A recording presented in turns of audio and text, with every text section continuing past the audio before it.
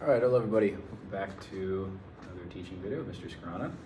Today's video we're going to be talking about finding limits algebraically and numerically. Just write that up. Finding limits algebraically and numerically. Okay, finding limits algebraically and numerically. And so what I'd like you to have kind of in the corner of your paper somewhere, and I'll just write it over here, but in the corner of your paper, we're gonna have a little box of information about where these, where are kind of the values that we're really interested in looking at, where they really come from. So just make it, maybe go a third of the way down your page, just about. Okay, and so the easiest way to get into this is just to start right off. So here we go. We're gonna look at jump discontinuities first. Okay, we know that limits can happen around jump discontinuities. Okay, but we also know that for jump discontinuities, the one-sided limits are different, meaning the two-sided limit does not exist. Erase this. Let's look better. All right, so jump discontinuity. So if you look at an example, let's call this example 1 here. Okay, let's say that we have f of x is equal to x plus 3 when x is less than 0, and we have x squared plus 1 when x is greater than or equal to 0.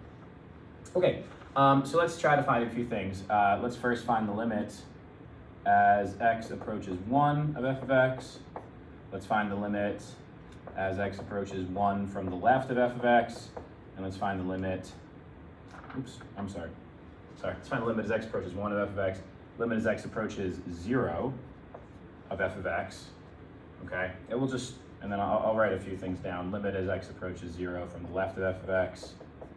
And we'll have limit as x approaches 0 from the right of f of x. Okay, good. All right, so what do we have here? So just write this down. You can just copy this down blindly. Not blindly, sorry, copy this down, just writing it down. Limit as x approaches 1. Well, if we're approaching 1 from both sides, that means we're looking at like 0.9999999 and 1.0000001. Those things happen above 0.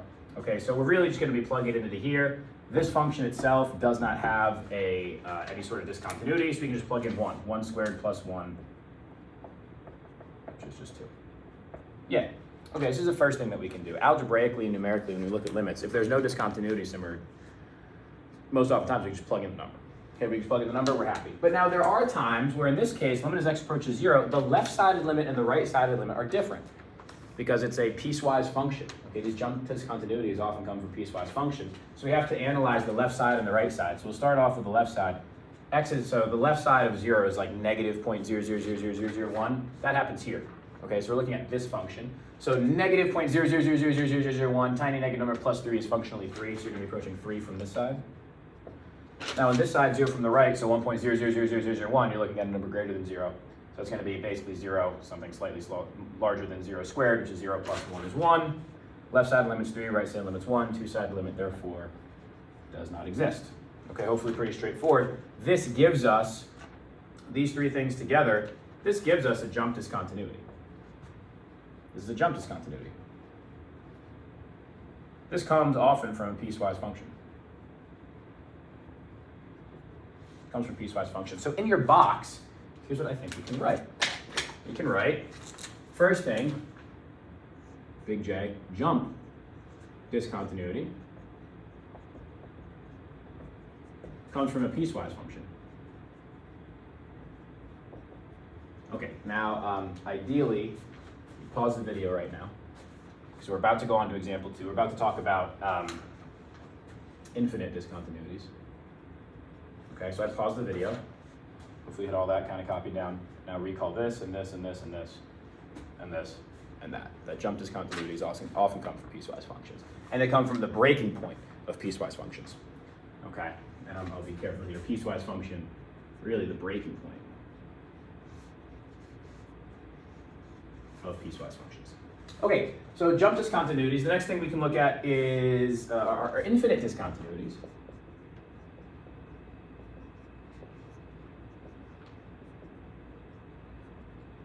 Okay, so just write this along with me. Let's say that we have f of x call this example 2 here.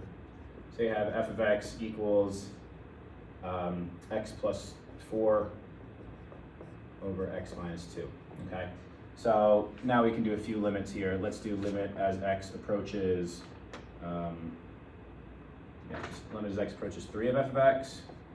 We'll do the limit as x approaches 2 from the right of f of x. We'll do limit as x approaches 2 from the left of f of x. And then we'll do the limit as x approaches 2 of f of x. Actually, let's switch these. Let's make this one two-sided. This one, we'll keep it similar. Make it left, and then down here we'll have the right. Okay, so first things first, just looking at this function, we know that there is a discontinuity. This is a rational function with a 0 on the denominator at x equals 2, meaning we have a vertical asymptote at x equals 2, which means at x equals 2, there's going to be a vertical asymptote, which should give us infinite discontinuities. But at x equals 3, there's no discontinuity, so we can just plug in 3. This just becomes 3 plus 4, which is 7, over 3 minus 2. So here, I'll write the full thing up. So we have 3 plus 4 over 3 minus 2, which is just 7 over 1, which is just 7. Okay, now limit as x approaches 2, we have a vertical asymptote, which means you have a discontinuity. Now, if they both go positive, then the two-side limit's positive. If they both go negative, the two-side limit's negative. But let's check each of the sides, see where the left side and the right side go, and then we'll be able to see if the two-side limit actually exists or not. So 2 from the left, meaning numbers that are slightly smaller than 2, so 1.999999. 1.99999 plus 4 is basically 6. The denominator, 1.99999 minus 2, is a tiny negative number. Okay, so something slightly smaller than 2, so 1.99999 minus 2 is going to be negative 0.000001. Okay, this is redundant, it's actually much smaller than this. The zeros go way out, okay? But if you have some number like 6 or 20 or 1,000 or a bazillion, or not a bazillion, but a million, divided by negative 0.00000001, you end up with a huge negative number. That's negative infinity. Now on this side, 2 from the right, meaning a number like 2.00000001, if you just plug it in, you get basically 2 plus 4 on the numerator is 6, divided by 2.000001 minus 2 is a tiny positive number, 0.0001. So now you have a positive divided by a tiny positive, a huge positive, so that's infinity. So the left side goes to negative infinity, the right side goes to infinity, therefore the two-sided limit does not exist. Okay, good. And so now this gives us kind of the next thing that we're looking at. Here, we have an infinite discontinuity. These usually come from piecewise functions. Wow, that's not true. I just wrote that up. That was silly. They come from rational functions. They come from rational functions. Specifically, they come, so I'll write this over here, jump infinite discontinuity. This comes from rational functions. A rational function is a polynomial divided by a polynomial, so like x plus 4 over x minus 2, or x cubed plus 3x plus 7 over x squared minus 8x plus 12. Polynomial of a polynomial, and it happens at the point where you have a 0 in the denominator,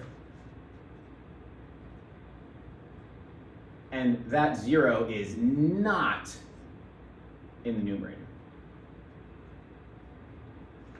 Okay, good. So we're gonna keep moving. We're gonna go to the next one. So we've done jump, we've done infinite. Hopefully you can see about what's next. Just to check, when you did this, hopefully this part you copied down pretty blindly, or not blindly, I'm saying blindly. You copied down, thoughtlessly, just copy down. And this, you recalled along with this, the infinite discontinuity part. And then now we're on to the third one. Okay, so, third one is going to be removal discontinuities. Okay. So we have removable discontinuity.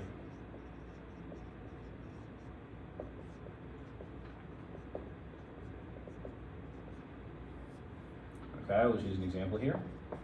Okay, so let's say that you have f of x equals x squared plus x minus 2 over x minus 1. And you may be thinking, oh, I just have the exact same thing. I have a 1 in the 0, a 0 at x equals 1 in the denominator, so I got a 0 at x equals 2 in the denominator here. But we actually might be able to factor the numerator and have some cancellation. So let's take a look. let's see, this I would just kind of copy down, but you can try to recall this. This you can actually factor, right?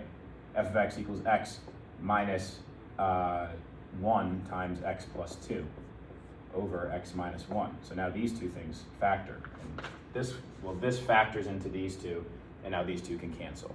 Okay, this means you have a hole, okay? A hole means you have a removable discontinuity, okay?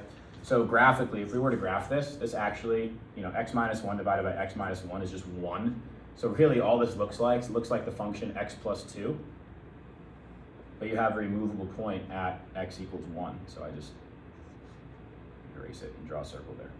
That's what this looks like. It just looks like x plus 2, because you're multiplying it by 1. X minus 1 over x minus 1 is just 1. So it's really just the function x plus 2 with a domain restriction. Okay, good. And so now we can do some basic limit stuff here. Really easy, right? We can just do, hey, let's limit as x approaches some other number. So x approaches 0 of f of x. Well, that cancels. It's going to be 0 plus 2. Right? It's going to be 2. That's easy, right? There's no discontinuity at x equals 0, so I can just plug in the value. Okay. But now we have other things, right? We know there's a hole here, so we know there's a removable discontinuity. So we can do limit as x approaches 1 of f of x. Okay, and if you plug in, so these cancel, okay? So you don't have to worry about these. Because they cancel, we can just write it as 1. And so you're really just left with x plus 2. So limit as x approaches 1 is going to be 1 plus 2, which is just 3. And that is what you get up here, right? The two-sided limit would approach 3 on both sides. The point itself doesn't exist, but that doesn't affect the limit. Okay, so that'd be a removable discontinuity. This is how you get, so this is a removable discontinuity. This also comes from rational functions, typically. Okay, it could come from a piecewise function, or you have two pieces that intersect at the same place, but there's no point there. Okay. So that would be a removable, but they traditionally come from rational functions. So this jump infinite removable discontinuity. Okay, these usually come from rational functions. All right, when you have a 0 in the denominator and that 0 is in the numerator. Okay, good. Now the last one to talk about here is an oscillating discontinuity.